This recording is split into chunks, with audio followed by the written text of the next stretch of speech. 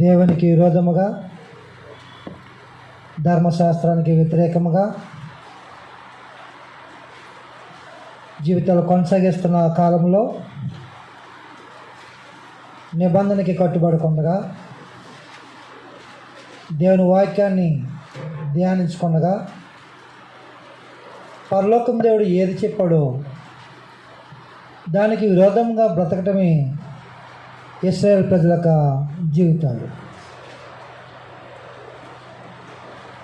కాబట్టి రాజులు దేవునికి వ్యతిరేకంగానే జీవితాలు కొనసాగించి ఉన్నారు. ఆ రాజ్యంలో నివాసం చేస్తున్న ప్రజలు దేవునికి ఏమైనా అనుకూలంగా జీవితాలు కొనసాగిస్తున్నారంటే అది కూడా ప్రజల్లో లేదు. ప్రజల యొక్క పరిస్థితి ఎలాగుందంటే ఎంత భక్తిహీనత, ఎంత దుర్మార్గత, దుష్టత్వము యోధ ప్రజల్లో సంచరిస్తుందంటే మొదటి తిమోతి పత్రిక తెలియజేశాడు. వారు ఏ స్థాయికి దిగజారిపోయారంటే మొదటి తిమోతి పత్రిక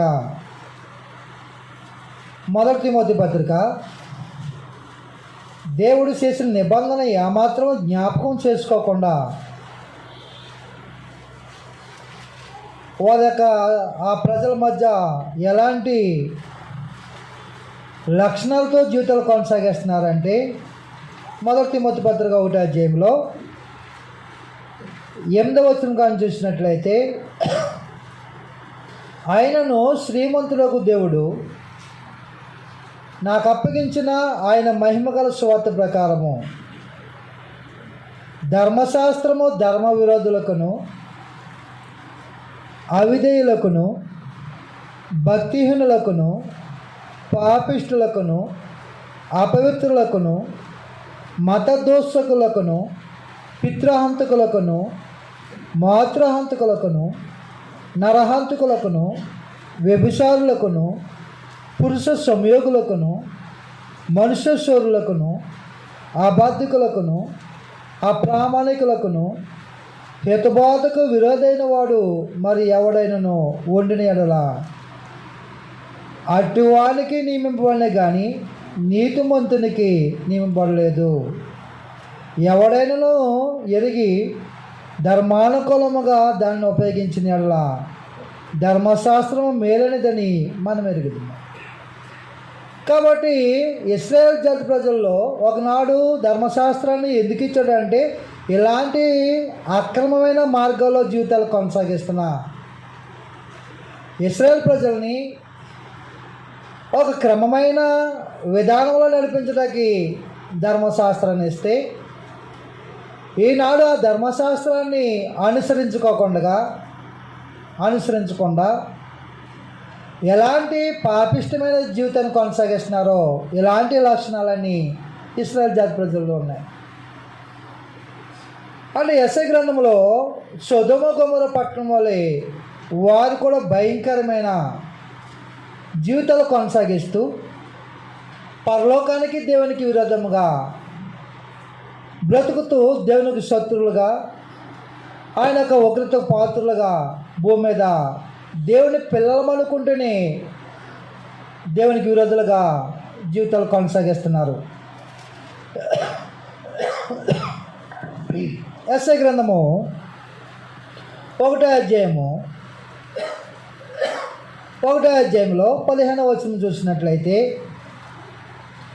మీరు మీ చేతులు చాపినప్పుడు మిమ్మల్ని చూడక నా కన్నులు కప్పుకుందును, మీరు బహుగా ప్రార్థన చేసినను నేను వినను, మీ చేతులు రక్తంతో నిండి ఉన్నవి.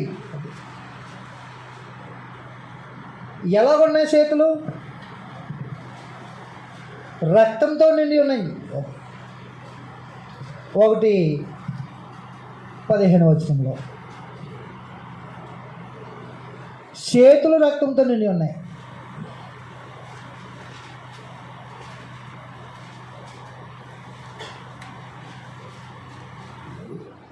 రక్తంతో నిండిన చేతులతో దేవునికి బల్లర్పిస్తే ఆయన అంగీకరిస్తాడా అంటే అంగీకరించడు. నైవేద్యం అర్పిస్తే అంగీకరిస్తాడా అంటే ఆయన అంగీకరించడు. నేడు క్రైస్తవులు ఆత్మ సంబంధమైన రాజ్యంలో పరిశుద్ధులుగా, నిర్దోషులుగా, దేవుని దృష్టికి యథార్థంగా జీవితాన్ని కొనసాగిస్తున్నారు. దేవుని పిల్లలమైన వారు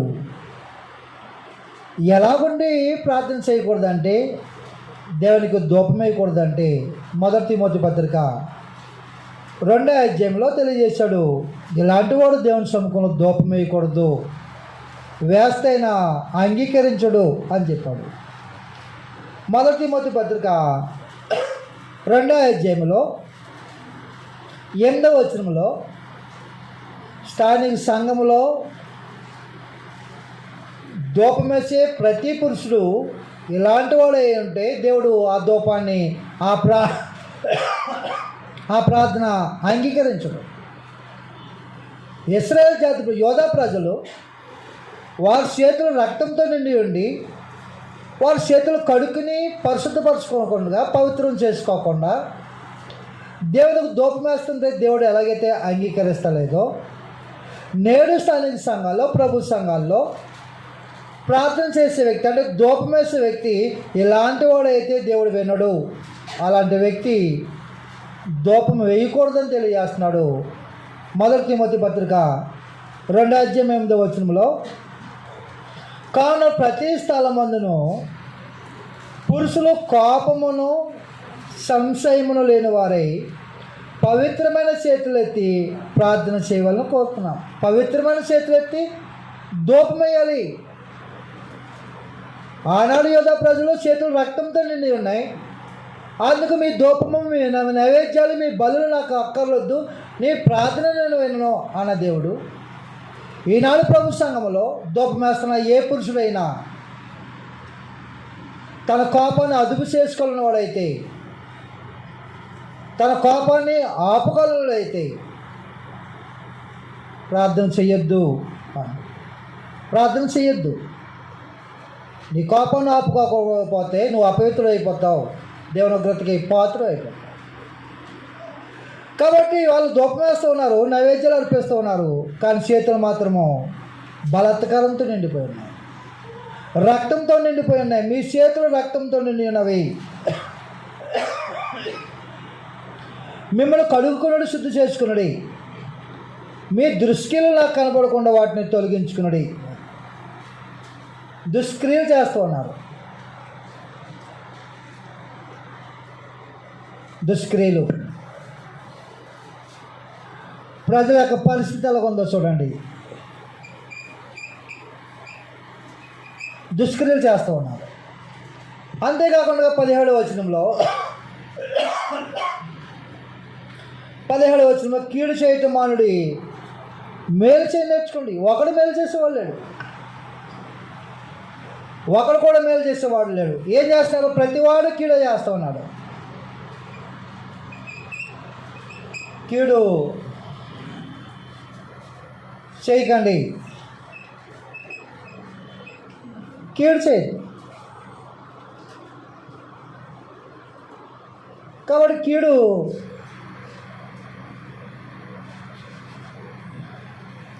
చేస్తున్నారు, కీడు చేస్తున్నారు, దేవుడికి ఆరాధన చేస్తున్నారు. అన్యాయం చేస్తున్నారు, దేవుడికి ఆరాధన చేస్తున్నారు. దుర్మార్గంగా జీవితాలు కొనసాగిస్తున్నారు, బల్లర్పిస్తూ ఉన్నారు. ఇంకేం చేస్తున్నారో చూడండి. తండ్రి లేని వారికి న్యాయం తీర్చుడి, విధవల పక్షముగా వాదించుడి. తండ్రి లేని వారికి అన్యాయం చేస్తున్నారు.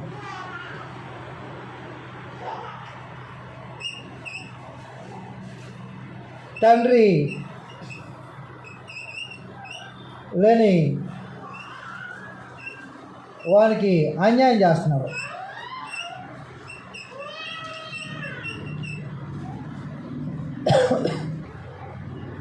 విధవరాలకి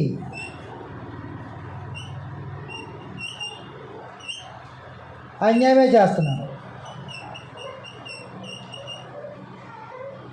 న్యాయం లేదు, నీతి లేదు. ప్రజల యొక్క పరిస్థితి ఎంత ఘోరంగా ఉందో. 21వ వచనంలో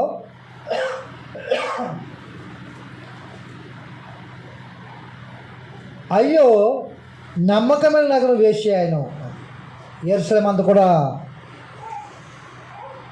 ఆత్మ సంబంధమైన వ్యభిచారంతో నిండిపోయింది.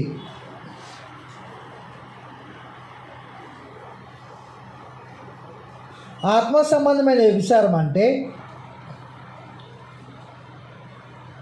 ఇర్మీయా గ్రంథంలో 3వ అధ్యాయంలో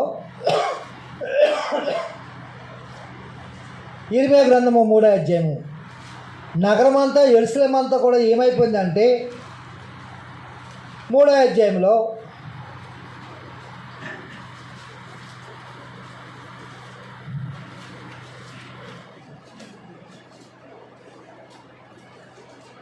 ఇర్మీయా గ్రంథము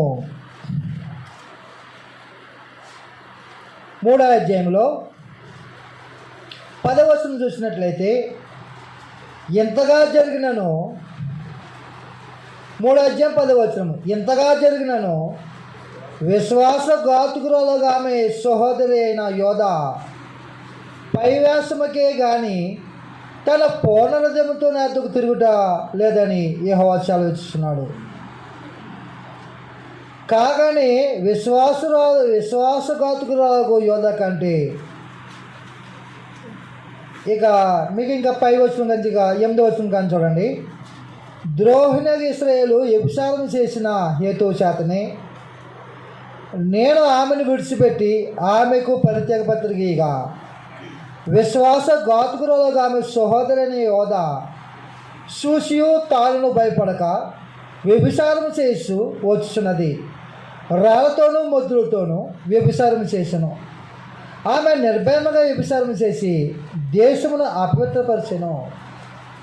అంటే రాళ్ళతోనూ మొద్దులతో అంటే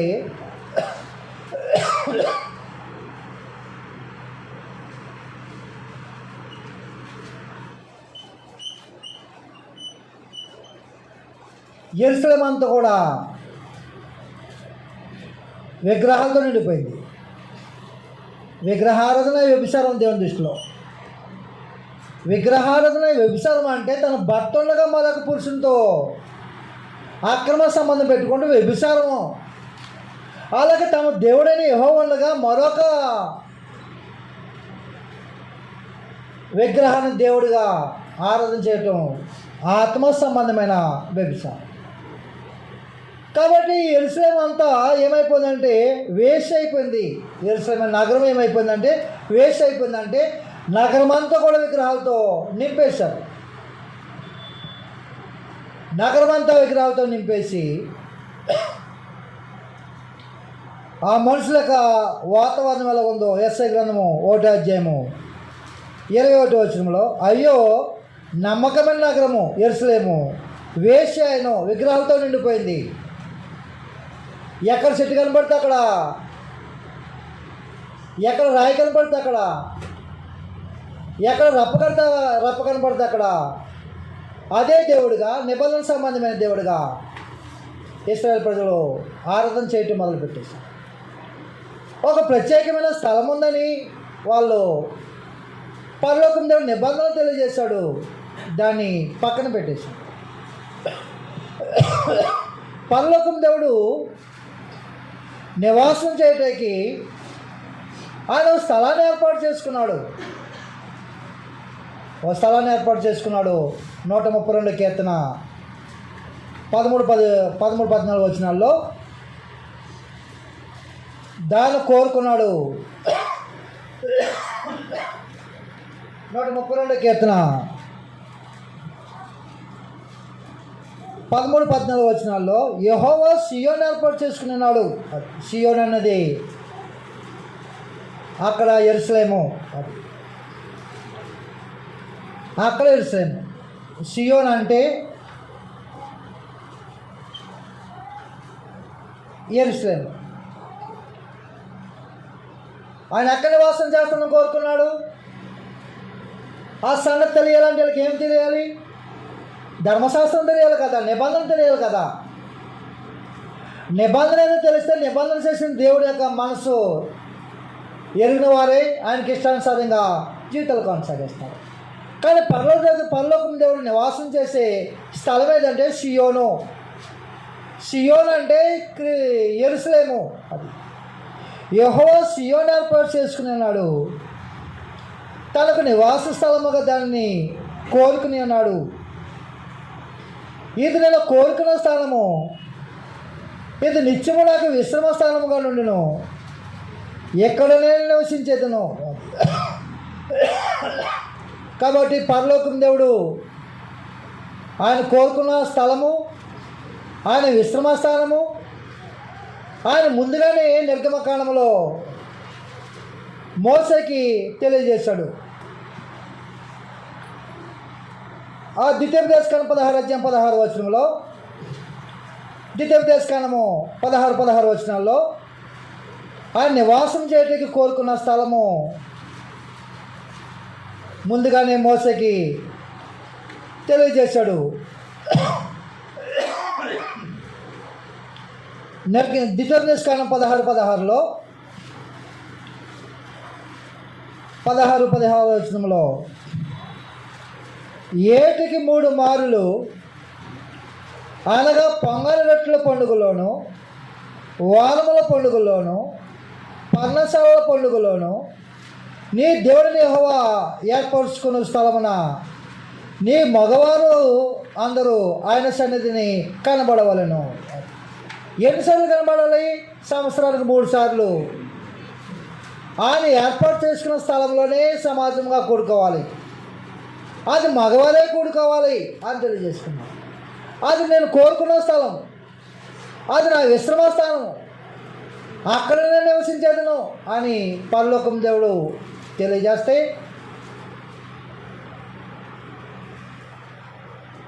ఇశ్రాయేల్ జాతి యోధా ప్రజలు ఏం చేస్తున్నారంటే ప్రతి చెట్టు కింద, ప్రతి రాయి కింద, ప్రతి రప్ప కింద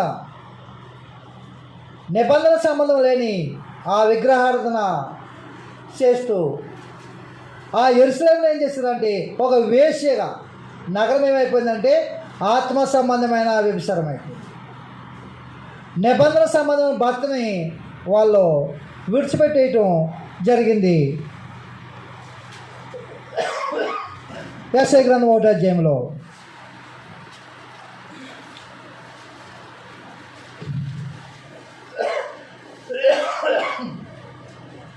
నేడు క్రైస్తవులకి క్రొత్త నిబంధన తెలియకపోతే, పరలోకం దేవుడు క్రీస్తు యేసునందు ఏ నిబంధన చేశాడో ఆ నిబంధన స్పష్టంగా తెలియకపోతే క్రైస్తవ జీవితాన్ని దేవునికి ఇష్టానుసారంగా అనుకూలంగా బ్రతకడానికి చేత కాదు. క్రొత్త నిబంధన పరలోకం దేవుడు క్రీస్తు యేసునందు నీకు ఏమనుగ్రహించాడో, ఎలా బ్రతకమని, ఎలా జీవించమని, ఎలాంటి దైవ సంబంధమైన కార్యక్రమాలు చేయమని తెలియజేశాడు. ఆ క్రొత్త నిబంధన క్రైస్తవుడు తెలియకపోతే ఆత్మ సంబంధమైన వ్యభిచారం చేస్తాడు క్రైస్తవుడు కూడా. కాబట్టి ఏం తెలియజేశాడంటే యెషయా గ్రంథము 1వ అధ్యాయంలో 21వ వచనంలో అయ్యో నమ్మకమైన నగరము వేశ్యాయను, అది న్యాయంతో నేను నీతి దానిలో నివసించాను. ఎప్పుడు?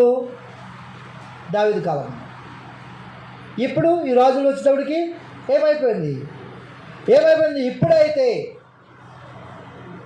ఒకప్పుడు దావీదు కాలంలో అన్ని విధాలుగా అభివృద్ధి చెందిన యెరూషలేము ఇక్కడ నేను నివసించేదని అన్నాడు. సొలొమోను దావీదు దేవుడికి మందిరం కట్టాలనుకున్నాడు. సొలొమోను మందిరం కట్టాడు. దేవుని యొక్క ప్రసన్నత యెరూషలేములో, దేవాలయంలో దేవుని యొక్క ప్రసన్నత ఉంది. ఏ ప్రాంతంలో ఉన్న యెరూషలేము తోటి చూసి ప్రార్థన చేస్తే దేవుని సహాయము వచ్చేది. అలాంటి మహానగరము శిరస్సులైన అభివృద్ధి చెందిన పట్టణము ఈ రాజుల కాలం వచ్చేటప్పటికి ఏమైపోయిందంటే ఒక వేశ్యగా అయిపోయింది. ఎందుకు అలాగా ఆ యొక్క స్థితికి దిగజారిందంటే ధర్మశాస్త్రాన్ని వాళ్ళు దేవారాత్రులు ధ్యానించకపోవటం వల్ల, ఆ ధర్మశాస్త్రాన్ని వినకపోవటం వల్ల. కాబట్టి ద్వితీయోపదేశకాండం 5వ అధ్యాయంలో ఏం తెలియజేశాడు దేవుడు మోసేకి? ద్వితీయోపదేశకాండం 5వ అధ్యాయంలో 1 నుంచి చూసినట్లయితే ఇశ్రాయేల్ ప్రజలకు తెలియజేస్తూ 5వ అధ్యాయము. మోసే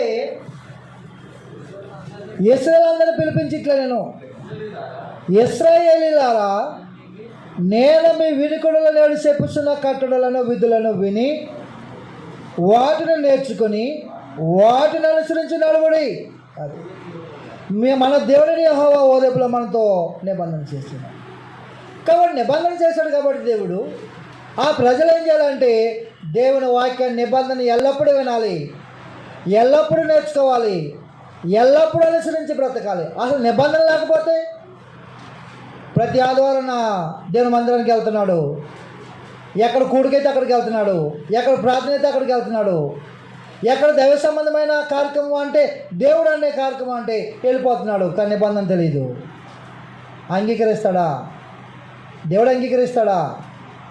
అక్కడున్న వ్యక్తి అంగీకరిస్తాడేమో కానీ దేవుడు అంగీకరించడు. క్రొత్త నిబంధన క్రైస్తవుడికి క్రొత్త నిబంధన స్పష్టంగా ప్రతి విషయం తెలియాలి.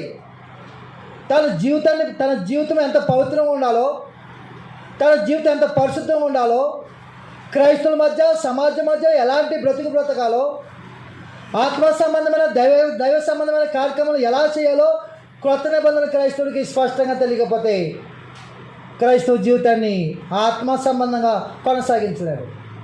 పైకి భక్తి గలవాడుగా ఉంటాడు, దేవుని ఎరుగుదమని చెప్పుకుంటాడు, కానీ దేవుని చిత్తాన్ని నెరవేర్చలేదు. కాబట్టి నేడు ఇశ్రాయేలు యోధా ప్రజల యొక్క పరిస్థితి కూడా అది. ఏమైపోయిందంటే ఆ మహానగరము సౌలు కాలంలో కానీ, దావీదు కాలంలో కానీ, సొలొమోను కాలంలో కానీ అభివృద్ధి చెందిన ఈ పట్టణము మహానగరము ఇప్పుడు ఏమైపోయింది? వేస్ట్ అయిపోయింది. ఎక్కడ చూసినా విగ్రహారాధన,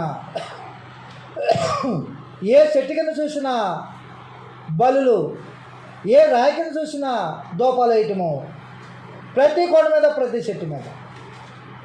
కాబట్టి పరలోక దేవుని యొక్క మనసు ఎలా రగిలిపోతుంది అని ఎంతో ఆవేదన పడతాడు, ఎంతో హృదయంలో నొచ్చుకుంటాడు. అబ్రహాం ఇస్సాకులకి యాకోబులకు ప్రమాణం చేసిన దేవుడు ఇశ్రాయేలు జాతి ప్రజలను ఎలాగైనా ఎర్ర సముద్రాన్ని దాటించి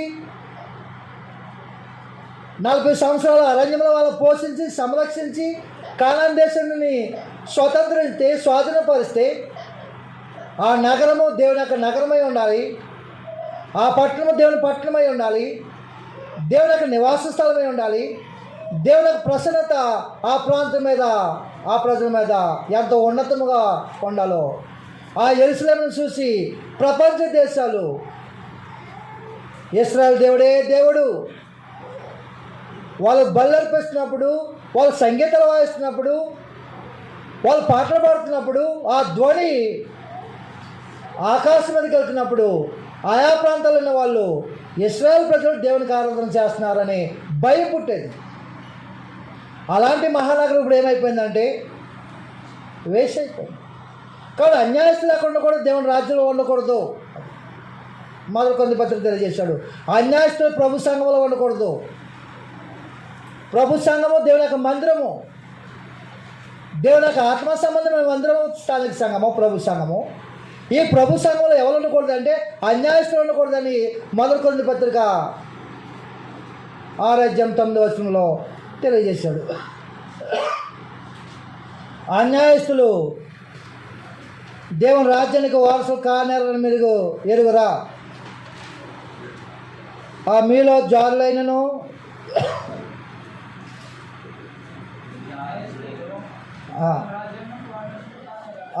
ఎంతంటే 6:9 6:9 అన్యాయస్తులు దేవుని రాజ్యములకు వారసులు కానేరని మీకు తెలియదా? మోసపోకుడి, జారులైనను, విగ్రహారాధకులైనను, వ్యభిచారులైనను, ఆడంగితనము గలవారైనను, పురుష సంయోగులైనను, దొంగలైనను, లోబులైనను, త్రాగుబోతులైనను, దోసుకులైనను, దోసుకుని వారైనను దేవుని రాజ్యములకు వారసులు కానేరరు. ఎంత స్పష్టంగా ఈనాడు క్రొత్త నిబంధన క్రైస్తవులు ఆత్మ సంబంధమైన దేవుని రాజ్యంలో నివాసం చేస్తున్న మనుషులు ఎలాంటి వారికి చోట్లేదు అంటే ఇలాంటి వారికి దేవుని రాజ్యంలో చోట్లేదు. అలాంటి వారు ఉంటే ఆ రాజ్యం దేవుని రాజ్యం అవుతుందా? దేవుడు నివాసం చేస్తాడా? దేవుడు ప్రార్థన చేస్తా అంగీకరిస్తాడా? కాబట్టి ఆనాడు యోధా ప్రజలు ఎలాగైతే దేవుని రాజ్యమైన ఇశ్రాయేలు యోధా యెరూషలేముని వేశ్యాలు చేశారో, నేడు ప్రభు సంఘాలు అలాంటి వారు ఉండకూడదు. అలాంటి వారికి అవకాశం లేదు. త్రాగుబోతు వచ్చి ప్రభు సంఘంలో ఆరాధన చేయటకూడదు. వ్యభిచారం చేస్తూ వచ్చి తన భార్య ఉండగా మరొక స్త్రీతో అక్రమ సంబంధాలు పెట్టుకుని దేవుని మందిరంలో ఆరాధన చేస్తున్న వాడికి స్థలం ఉందంటే అవకాశం లేదు. దొంగతనం చేసేవాడు ప్రభు సంఘంలో అవకాశం ఉందంటే అవకాశం లేదు. కాబట్టి ఎవరికి రాజ్యంలో చోట్లేదు. ఇలాంటి వారు దేవుని రాజ్యంలో ఉంటామా? ఆ న్యాయస్తులు దేవుని రాజ్యంలో వారసుల కారణాలను మీరు ఎరుగరా? కాబట్టి యెషయా గ్రంథంలో ఆ నగరము ఎలాగైతే వేసేయిందో, వీళ్ళు ప్రభు సంఘములో దొంగలు పెట్టుకుని అన్యాయస్తులను పెట్టుకుని 2 పిల్లలు చేసుకున్న వాళ్ళని పెట్టుకుని పిసినారుల సంఘంలో ఉండి ఇలాంటి వారు ఉంటే అది ప్రభు సంఘం ఎలాగవుతుంది?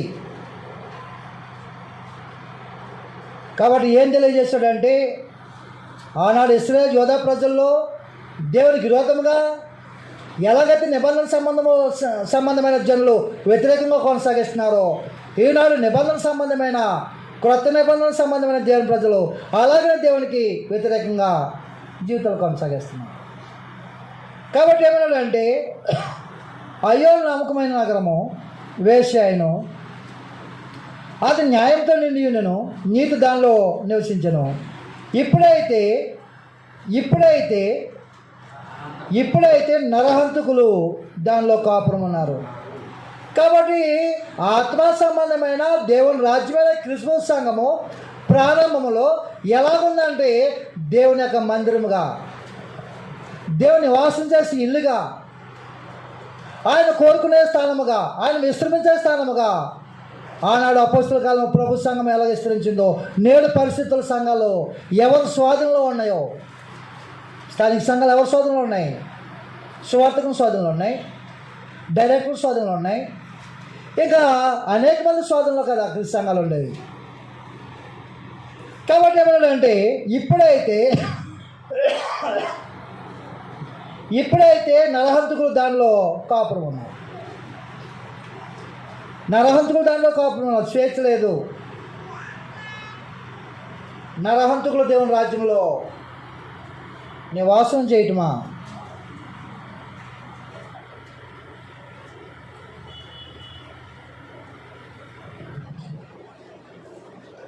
ఇప్పుడైతే నరహంతకులు అన్నాడు.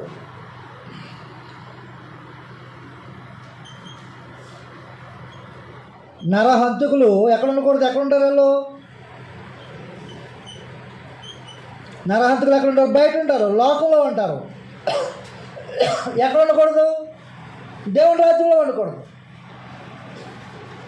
దేవుని రాజ్యంలో నరహంతకులు ఉండకూడదు. క్రిస్మస్ సంఘంలో నరహంతకులు ఉండకూడదు. క్రిస్మస్ సంఘంలో నరహంతకులు ఎవరంటే మొదటి యోహాను పత్రిక 4వ అధ్యాయంలో 3వ అధ్యాయంలో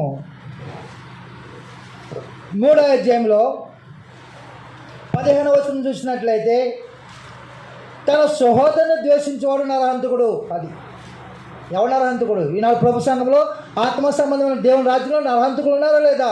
నరహంతకులు ఉన్నారు. అలాంటి వారు దేవుని రాజ్యంలోకి అవకాశం లేదు. ఎవరంటే తన సహోదరుని ద్వేషించేవాడు నరహంతకుడు.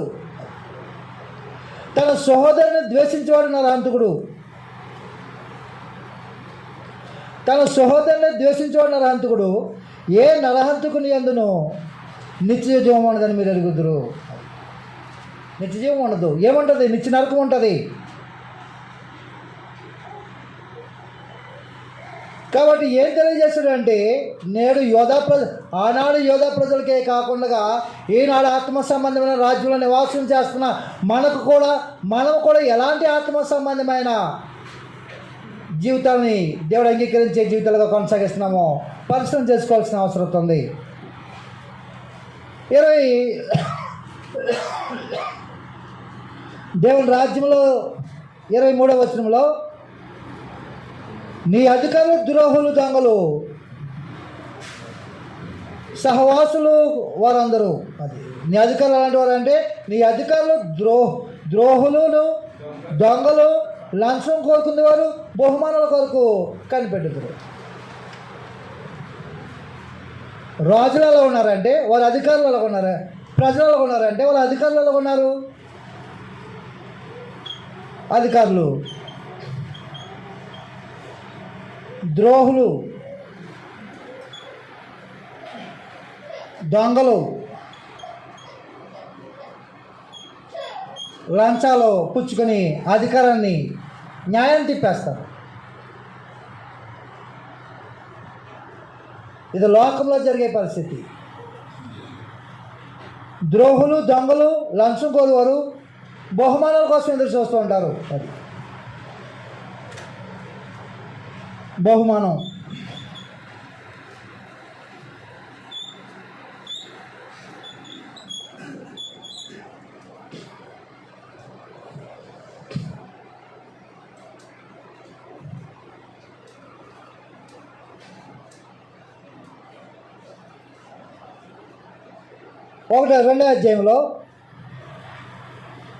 రెండో అధ్యాయము ఇశ్రాయేలు యొక్క యోధా రాజుల యొక్క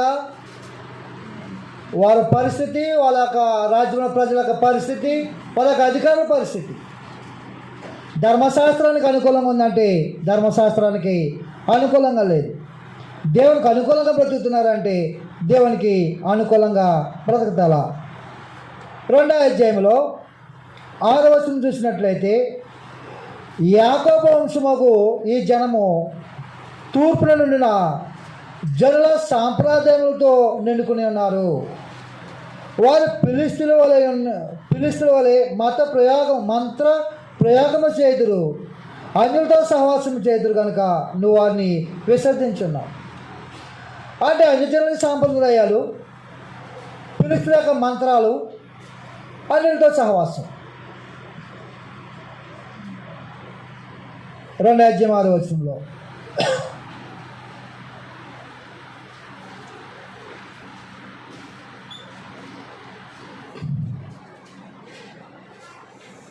అంటే లోక మర్యాద, జనుల సాంప్రదాయాలు.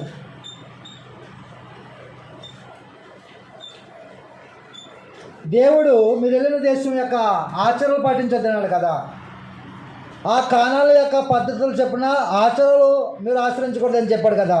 ఆయన ఏది చేయొద్దంటే అదే చేస్తున్నారు. జనులు సాంప్రదాయాలు, ఫిలిష్తీయుల యొక్క మంత్రాలు,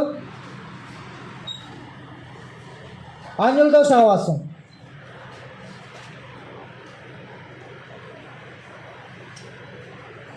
అన్యులతో సహవాసం చేస్తున్నాడు కదా. అన్యులతో సహవాసం ఎంతగా చెడిపోయారో. 8వ వచనంలో వారు దేశం విగ్రహములతో నిండి ఉన్నది, వాళ్ళు తమ చేతి పనిని తాము ఉరాలతో చేసిన దానికి నమస్కారం చేతురు. అది ఎవరు ఆరాధన చేస్తున్నారు? వారు చేతితో చేసుకునే విగ్రహాలకి ఆరాధన చేస్తున్నారు. అన్యజనుల యొక్క సాంప్రదాయాలు, అన్యజనుల యొక్క మంత్రాలు, అన్యజనులతో సహవాసం చేస్తూ ఉన్నారు. ఆయన అన్యజనులతో సహవాసం చేస్తున్నారంటే అన్యజనుల యొక్క క్రియల్లో పాలు పొందుతూ ఉన్నారు. వారు విగ్రహాలను చేస్తుంటే వీళ్ళు కూడా విగ్రహాలను చేస్తూ ఉన్నారు. వారు చెట్లకు బలి అర్పిస్తుంటే వీళ్ళు కూడా చెట్లకి బలి అర్పిస్తూ ఉన్నారు. ఇలాగన అన్యజనుల యొక్క సాంప్రదాయాలు యెరూషలేము యొక్క నిండిపోయింది. కాబట్టి మనము ఈ లోక మర్యాద అనుసరింపకూడదు అన్నాడు రామపత్రిక 12:2. క్రైస్తవులు ఏమని అనుసరించకూడదు? ఈ లోక మర్యాద అనుసరింపక అన్నాడు. కొలస్సీ పత్రికలో ఏమన్నాడంటే లోకం యొక్క పద్ధతులు ఆజ్ఞలు చేత పట్టుకునవద్దు, రుచి చూడవద్దు, మొట్టనవద్దు అని విధులకు మీరు మరలా లోబడినేలా అన్నాడు. కొలస్సీ పత్రిక 2వ అధ్యాయంలో 22వ వచనంలో 20 నుంచి, మీరు క్రీస్తు కూడా లోకం యొక్క మూలపాఠం విషయం మృతి పొందిన వాళ్ళైతే లోకంలో బ్రతుకుచున్నట్టుగా మనుషుల ఆజ్ఞలను పద్ధతులను అనుసరించి చేత పట్టుకొనవద్దు, రుచి చూడవద్దు, మొట్టవద్దని విధులకు మీరు లోబడినేలా ప్రశ్నించిపో. కాబట్టి ఏం చేస్తున్నారు? అన్యజనులలో నివాసం చేస్తున్నారు. కాబట్టి అన్యజనుల యొక్క ఆచారాలు కానీ పద్ధతులు కానీ అనుసరించొద్దని ఆనాడు వాళ్ళకు తెలియజేశాడు, ఈనాడు క్రైస్తవులకు తెలియజేశాడు. ఈ లోకం మర్యాదను అనుసరింపక లోకంలో బ్రతుకుతున్నాం కదండి, అనుసరించకపోతే ఎలాగా? లోకంలో బ్రతుకుతున్నాం కాబట్టి అనుసరించకపోతే ఎలాగని క్రైస్తవులు ఏం చేస్తున్నారంటే నానుడిగా కార్యక్రమాలు కొనసాగిస్తున్నారు.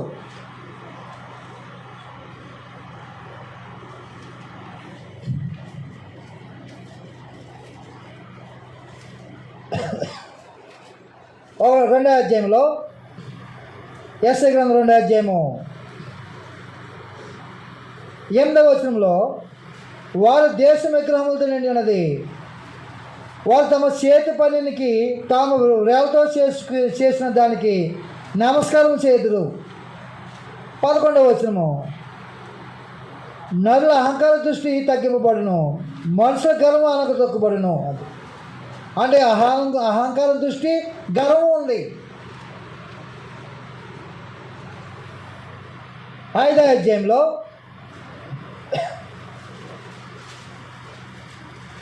ఇశ్రాయేలు దేవుని యొక్క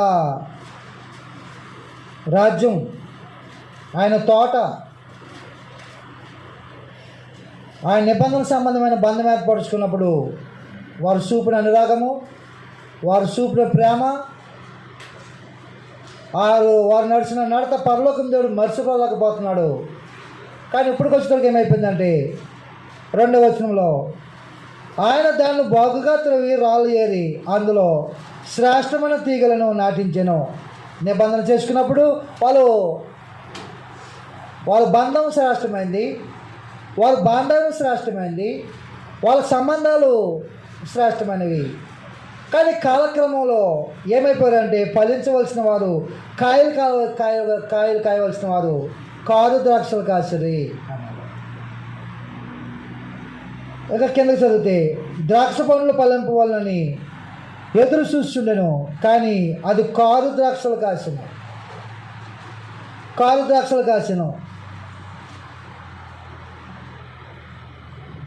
చెప్పేశాడు. కారు ద్రాక్షలు కాసిన యోధ ప్రజలు ఏం లేదంటే 7వ వచనంలో, ఇశ్రాయేలు వంశము సైన్యంలో యెహోవా ద్రాక్ష తోట, యోధా మనుషులైన ఇష్టమైన వనము.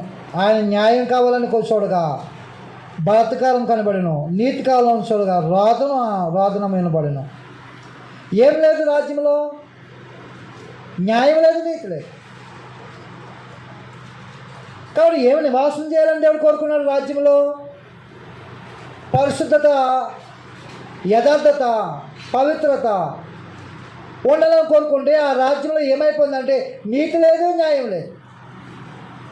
నీతి న్యాయం లేకపోతే జనులు ఎలా నడుస్తారంటే ఇష్టానుసారంగా. నీతి న్యాయం లేని జనులు ఎలా నడుస్తారంటే అన్ని జనులు ఎలా నడుస్తున్నారు అలాగే నడుస్తారు.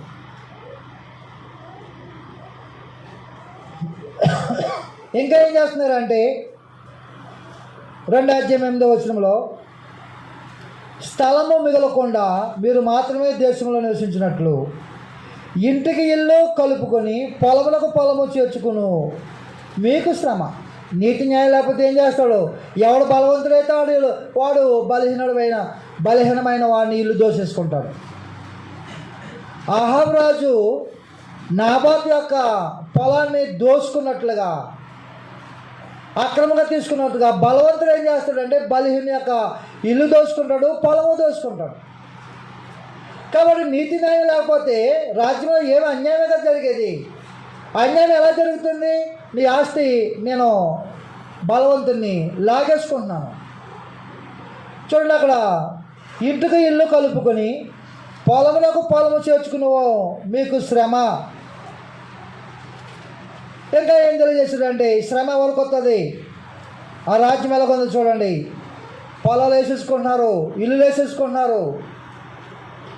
మద్యము త్రాగుదామని వేకువను లేచి ద్రాక్షరసము తమకు మంట పుట్టించు వరకు చాలా రాత్రి వరకు పానవ చేయ వారికి శ్రమ. ఏం చేస్తున్నారంటే మంట పుట్టేంత వరకు కూడా తాగుతున్నారు. ఏమైపోతున్నారు నాడు యవనస్తులు? ఎంతమంది యవనస్తులు చచ్చిపోతున్నారు తెలుసా? 30 సంవత్సరాలు దాటుకోకుండా అనేక మంది మా ప్రాంతంలో చనిపోతున్నారు. 30 సంవత్సరాలు దాటకుండా. దేనివల్ల? మద్యం వల్ల. అది మంట పుట్టించే వరకు తాగుతున్నారు. మంట పుట్టినప్పుడు మంట తగ్గుతుందని మరింకా తాగుతున్నారు. మంట వచ్చినప్పుడు ఎక్కడికి పోవాలి? డాక్టర్ దగ్గరికి పోవాలి. కానీ మంట తగ్గాలంటే మళ్ళా దాన్ని వేసేస్తే బాగుంటుందని వెళ్ళి తాగుతున్నారు. అనేక మంది వ్యాధులతో ఇప్పుడు బాధపడుతున్నారు. లివర్ కంప్లైంట్లు అని చాలా భయంకరంగా భార్య బిడ్డలు ఎంతో వేదన పడుతున్నారు. చాలా వేదన. ఆనాడు ప్రజల్లో మద్యము త్రాగుదామని వేకువను లేచి, అంటే ఈ ప్రజలకు ఆతృత తెలకుండా ఎప్పుడు తెల్లారుతుందా, ఎప్పుడు షాపుకి వెళ్ళిపోదామా, దానికోసం ఎదురు చూసేవాళ్ళు కూడా అంజన్లో ఉన్నారు. యోధ ప్రజల్లో ఉన్నారు. మద్యం త్రాగుదామని వేకువను లేచి ద్రాక్షరసమును తమకు మంట పుట్టించే వరకు చాలా రాత్రుల వరకు పానము చేయవారికి శ్రమ. 18వ వచనం, భక్తిహీనతను త్రాగుతో దోషము లాక్కున్న వారికి శ్రమ అన్నాడు. బండుమోకల చేత పాపమును లాక్కున్న వారికి శ్రమ. 20వ వచనము, కీడు మేలనియు. ఏం చేస్తున్నారు? ఎందుకు తాగుతున్నావు? ఎందుకు అన్యాయం చేస్తున్నావు? ఎందుకు దోచుకున్నావు అంటే మేము చేసేది మేలే చేస్తున్నాం. ఏమనుకుంటారు? కాబట్టి ఏమనుకుంటారంటే ఒక అమ్మాయి నడిపిస్తాడు, నేను కాబట్టి అంటాడు. ఒక వ్యక్తిని చంపేసి వస్తాడు, నేను కాబట్టి చంపాను అని గొప్ప చెప్పుకుంటూ ఉంటాడు. అంటే కీడు మేలు కీడనివు చెప్పుకుని నీతి న్యాయం లేకపోతే ఏంటి? నువ్వేం చేసినా రైటే కదా. నీతి అనేది, న్యాయం అనేది సమాజం లేకపోతే ఆ సమాజంలో మనిషి ఏది చేసినా రైటే అనుకుంటాడు. చూడండి, కీడు మేలు కీడనియు చెప్పుకుని చీకటి వెలుగు చీకటనియు ఎంచుకున్న వారికి శ్రమ. సేది తీపి సేదని ఎంచుకున్న వారికి శ్రమ. తమ దృష్టికి తాము జ్ఞానులనియు తమ ఎన్నికలో తాము బుద్ధిమంతులమనియు తలంచుకున్న వారికి శ్రమ. ద్రాక్షరసము త్రాగుటలో ప్రఖ్యాతి నొందిన వారికి, మద్యము కలుపుకున్నట్టులో తెగువ గల వారికి శ్రమ. కాబట్టి ప్రజల యొక్క పరిస్థితి ఎలాగుందో ఆలోచన చేయండి. పూర్తిగా రాజులు, అధికారులు, ప్రజలు కూడా దేనికి వ్యతిరేకంగా బతుకుతున్నారు? నిబంధనకు వ్యతిరేకంగా బతుకుతున్నారు.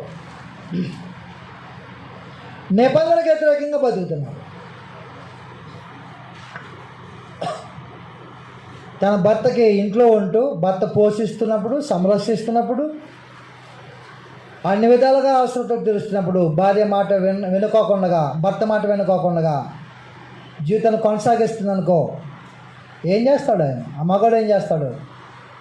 ఆ భర్త ఏం చేస్తాడు? ఎంతకాలం ఇదే బ్రతికా? ఇంకా మార్చుకోవా? జరిగిపోయిందేదో జరిగిపోయిందిలే, ఇప్పటికైనా నువ్వు మారు.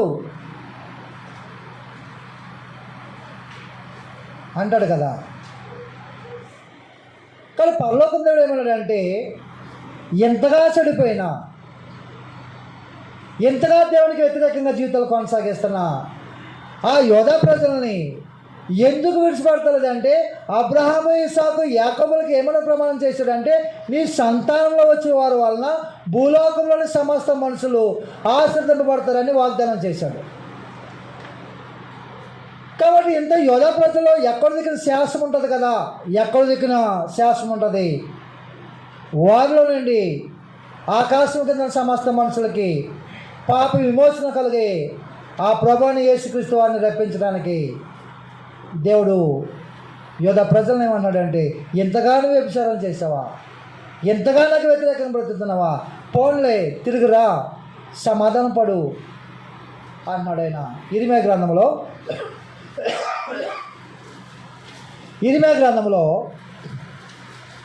ఆయన దేవుడు కాబట్టి, ఆయన ప్రేమమయుడు గురుడు కాబట్టి అబ్రహాం ఇస్సాకు యాకోబులకు చేసిన నిబంధన బట్టి ప్రేమ చూపిస్తున్నాడు.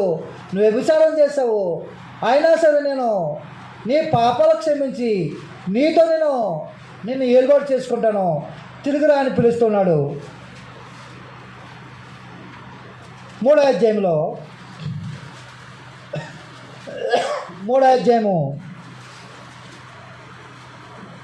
9-10 వచనాల్లో, లేకపోతే 13-14 వచనాలు చూడండి.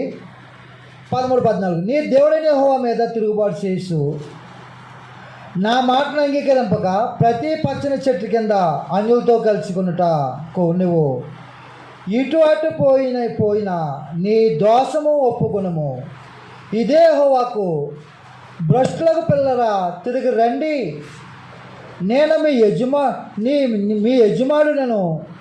ఇదే యెహోవాకు ఒకనొక పట్టణంలో నుండి ఒకనొక కుటుంబంలో నుండి 2 మిమ్మల్ని తీసుకుని సియోనుకు రప్పించేదను. కాబట్టి జరిగిపోయింది. ఇప్పటికైనా మీ అపవిత్రతను, మీ దుర్మార్గతని, మీ చెడుతనాన్ని విడిచిపెట్టుకోండి, నాతో సమాధానం పడండి అంటున్నాడు. మన కుటుంబంలో స్త్రీ తప్పు చేసిందనుకో, ఆ భర్త ఏం చేస్తాడో తెలుసా? ఎంత అవమానం చేస్తాడో, ఎంత అపహాసం చేస్తాడో, ఎంతగా నిలమొప్పుతాడో. కానీ పరలోకం దేవుడు ఆయన ప్రేమమయుడు కాబట్టి జారిపోయిన తన భార్యను కనికరించి కడిగి తనతో సమాధానం పరుచుకోవాలని, నువ్వు ఎంతగా చేసినా నిన్ను క్షమిస్తున్నాను, నీ బ్రతుకు మార్చుకుని తిరిగిరా, నాతో సమాధానం పడు. కుదరదు, నేను వినను. యెషయా గ్రంథము 1వ అధ్యాయంలో తిరిగి రమ్మంటున్నాడు.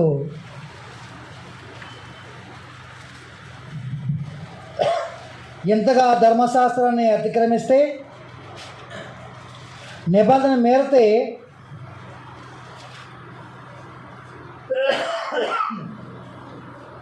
18వ వచనంలో యెహోవా మాట సెలవిస్తున్నాడు, రండి మన వివాదము తీర్చుకుందాము. అది ఇప్పుడు ఏముంది? దేవుడికి యోధా ప్రజల మధ్య ఏముంది? వివాదం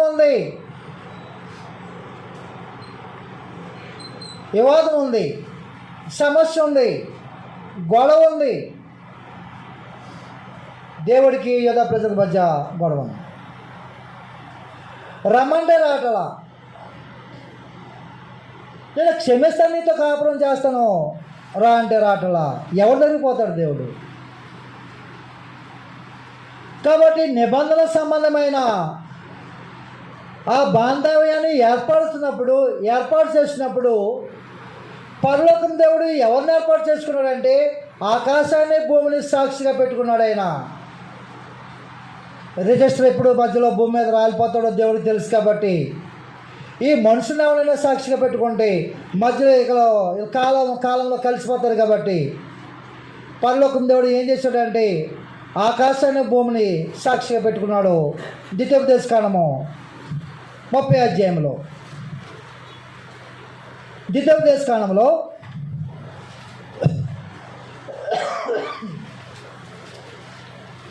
30 అధ్యాయంలో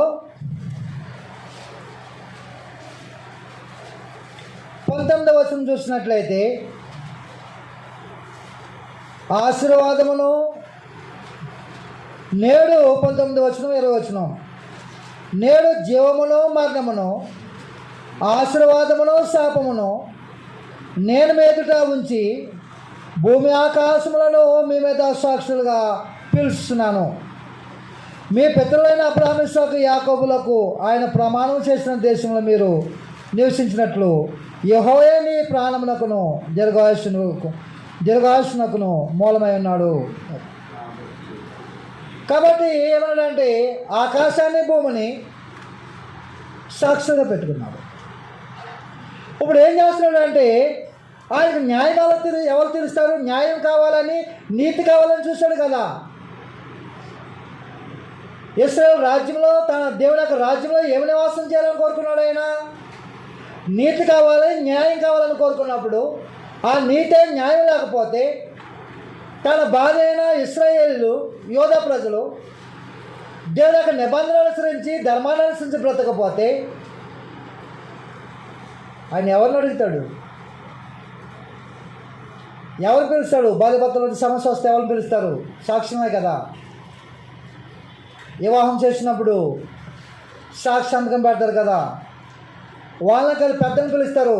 ఈమె నా మాట వింటలేదు, ఈయన అత్తమావ తాగేసి వచ్చి నన్ను కొట్టేస్తున్నాడు, నేను కాపురం చేయనని, ఇలాంటి గొడవలు వచ్చినప్పుడు ఆ కుటుంబ సభ్యులు ఎవరిని పిలుస్తారు అంటే పెద్దలను పిలుస్తారు. మీరే కదా వివాహం చేశారు, ఈ సమస్య పరిష్కరించండి అని. అలాగే పరలోకం దేవుడు తన భార్య అయిన ఇశ్రాయేలు ఆయన విడిచిపెట్టి విగ్రహాలనే యొక్క భర్తని వెంటాడుతున్నప్పుడు, నీతిని న్యాయాన్ని విసర్జించి దుర్మార్గంగా బ్రతుకుతున్నప్పుడు, పరలోకం దేవుడు తన భార్య యవ్వన కాలంలో చూపిన అనురాగము, ఆ ప్రేమను మర్చిపోలేకపోతున్నాడు ఆయన. ఇరిమియా గ్రంథము 2వ అధ్యాయంలో మర్చిపోలేకపోతున్నాడు ఆయన. ఆయన నిబంధన చేసుకున్న మొదటి దినాలు జ్ఞాపకం వస్తున్నాయి. ఒక పక్కన అబ్రహాము, ఇస్సాకు, యాకోబులకు చేసిన ప్రమాణం గుర్తుకు వస్తుంది. మర్చిపోలేకపోతున్నాడు. సరే నిన్ను క్షమిస్తాను, వచ్చే అంటే నేను రాను అంటుంది. ఇరిమియా గ్రంథము 2వ అధ్యాయంలో 2వ వచనం కానీ చూసినట్లయితే, నువ్వు వెళ్ళి యెరూషలేము నివాసుల చెవులలో ఈ సమాచారం ప్రకటింపము. యెహోవా సెలవిచ్చినదేమనగా, నువ్వు అరణ్యములోను విత్తనముల వేయదగని దేశములోను నన్ను వెంబడించు నీ యవ్వన కాలంలో చూపిన అనురాగమును, నీ వైవాహిక ప్రేమను నేను జ్ఞాపకము చేసుకునిస్తున్నాను. అప్పుడు ఇశ్రాయేలు యెహోవాకు ప్రతిష్ఠ జనమును, ఆయన రాబడికి ప్రథమ ఫలమును ఆయను అతని లయపరిచి వారందరూ శిక్షకు పాత్రులైరి, వారికి కీడు సంభవించును. ఇదే యెహోవా. కాబట్టి మర్చిపోలేకపోతున్నాడు, విడిచిపెట్టలేకపోతున్నాడు. కాబట్టి ఏమన్నాడంటే నాకు న్యాయం చేయండి, నేను నా భార్య అయిన యోధాని విడిచిపెట్టలేను, కాబట్టి నాకు న్యాయం చేయండి అని ఎవరిని పిలుస్తున్నాడంటే సాక్షులను పిలుస్తున్నాడు. యెషయా గ్రంథము 1వ అధ్యాయం 1వ వచనం, 1వ అధ్యాయము 2వ వచనంలో, కాబట్టి ఎప్పుడు చేసుకున్నాడు? కాబట్టి సమస్య ఎప్పుడు వస్తుందో అప్పుడే సాక్షులు వస్తారు. ఎంతకాలమైనా బ్రతుకునుంటాయి. భార్యాభర్తలు బ్రతుకున్నంత కాలంలో వాళ్ళకి ఏదైనా సమస్య వస్తే ఎవరు వస్తారని సాక్షులు వస్తారు, వాళ్ళకి సమస్య పరిష్కరిస్తారు. కాబట్టి ఇప్పుడు ఏమన్నాడంటే 1వ అధ్యాయం 2వ వచనంలో యెహోవా మాట్లాడుతున్నాడు, ఆకాశము ఆలకించము, భూమి సెవేగము, నేను పిల్లలను పెంచి గొప్పవాళ్ళుగా చేసి తిని వారు నా మీద తిరగబడి ఉన్నారు. ఎవరు? 16వ సంవత్సరంలో సింహాసనం కూర్చోబెట్టాడు ఉజ్జయిను. 50 సంవత్సరాలు పరిపాలన చేశాడు. పిల్లలను పెంచి పెద్దవారుగా చేశాడు. ఇప్పుడు ఏం చేశాడంటే తిరగబడ్డాడు. ఉజ్జయ తిరగబడ్డాడు, యోతాము తిరగబడ్డాడు, ఆహాజు తిరగబడ్డాడు, హిజ్కియా తిరగబడ్డాడు. నా పిల్లల్ని పెంచి పెద్దవారుగా చేసేది. ఇది ప్రతి తల్లిదండ్రులకి కలిగే హృదయ ఘోష, హృదయ వేదన. హృదయం నొచ్చుకుంటుంది. పిల్లలు కానీ వాళ్ళు పెంచి, వాళ్ళు పెద్దవాళ్ళని చేసి, వాళ్ళు చదివించి ఒక వయసుకు వచ్చేదాకా పెంచినప్పుడు అదే బిడ్డలు ఏం చేస్తారంటే తల్లిదండ్రుల మీద తిరుగుబాటు చేస్తాం. ఆ తిరుగుబాటు చేస్తే ఆదికాండం 6వ అధ్యాయంలో ఆ తల్లిదండ్రుల హృదయము ఎంత నొచ్చుకుంటుందో దేవుని యొక్క హృదయం కూడా అలాగే నొచ్చుకుంటుంది. ఆదికాండం 6వ అధ్యాయంలో 6వ అధ్యాయం 5వ వచనంలో నరుల సడితనము భూమి మీద గొప్పతనియు వారి హృదయం యొక్క తలంపుల్లోని ఊహ అంతయు ఎల్లప్పుడూ కేవలం చెడ్డని యెహోవా చూసి తాను భూమి మీద నరులను చేస్తున్నందుకు యెహోవా సంతాపము నుండి తన హృదయంలో నొచ్చుకునేను. కాబట్టి పరలోకం దేవుడే హృదయంలో నొచ్చుకున్నాడు. ఆకాశం ఆలకించి భూమి సెవియగము, నేను పిల్లలను పెంచి పెద్దవారుగా చేసేదని వారు నా మీద తిరగబడి ఉన్నారంటే ఆయన ఎంతగా బాధపడి ఉంటాడు. ప్రేమ ఉన్నవాడికి బాధ ఉంటుంది, రోషం ఉన్నవాడికి కోపం ఉంటుంది.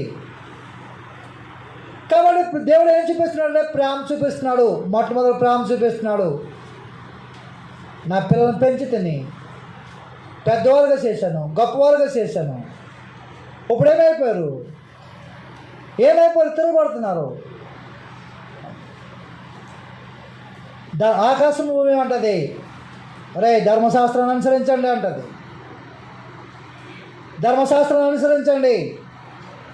ఆనాడు నిబంధన చేసుకున్నారు కదా, ఆ నిబంధనకు శాస్త్రం మీదే కదా మీరు దేవుడు ఏం చెప్పాడో అలాగా అనుసరించకపోతే వాళ్ళు చేసే దేవుడు వాళ్ళు చేసే పనులకి దేవుడు శిక్ష వేస్తున్నప్పుడు రైట్ అంటే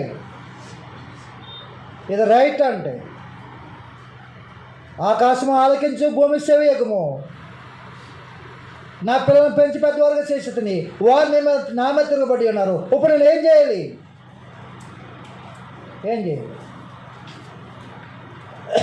కాబట్టి యోధా రాజులని దేవుడు సింహాసనంలో కూర్చోబెడితే వాళ్ళు తిరగబడ్డారు, ప్రజలు తిరగబడ్డారు, అధికారులు తిరగబడ్డారు. దేశం ఏమైపోయిందంటే పాడైపోయింది. దేశమే పాడైపోయింది. చూడండి 1వ అధ్యాయంలో యెషయా గ్రంథం 1వ అధ్యాయంలో దేశం ఏమైపోయింది? పాడైపోయింది. యెషయా గ్రంథం 1వ అధ్యాయము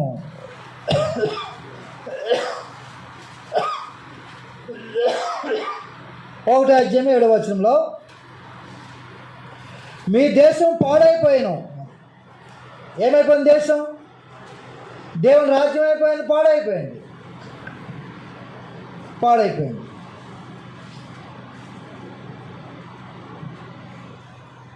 మరేం చేస్తాడు ఆయన? యెహెజ్కేలు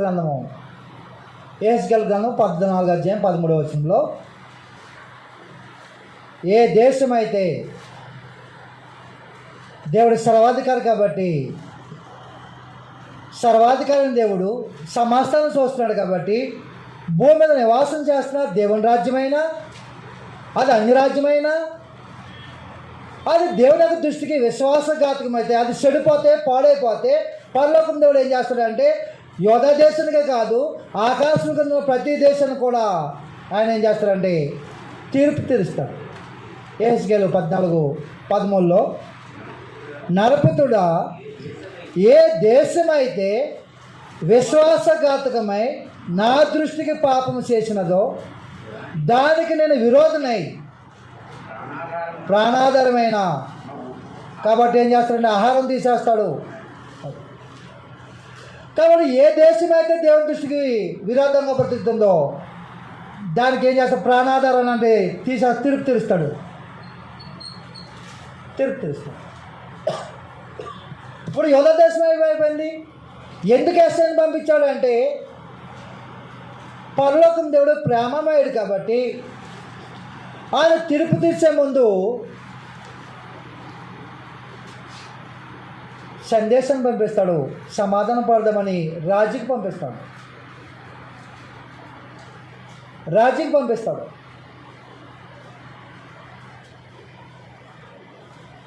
యెషయా సమాధానం పడండి అని రాజీ కుదురుతకు వచ్చాడు, కానీ వినలా. చూడండి 1:18 యెహోవా ఎలా సెలవిస్తున్నాడు, దేశం పాడైపోతే ఏం చేస్తాడు? ఏ దేశమైతే విశ్వాసఘాతకమై నా దృష్టికి పాపం చేసిందో దానికి నేను విరోధనైపోతాను, శత్రువునైపోతాను. ఆయన ఎంతగా ప్రేమిస్తాడో అంతగా విరోధైపోతాడు ఆయన నిబంధన అతిక్రమిస్తే. కాబట్టి విరోధమైపోయినవాడు పగ తెచ్చుకుంటాడు, ఉగ్రత కురిపిస్తాడు.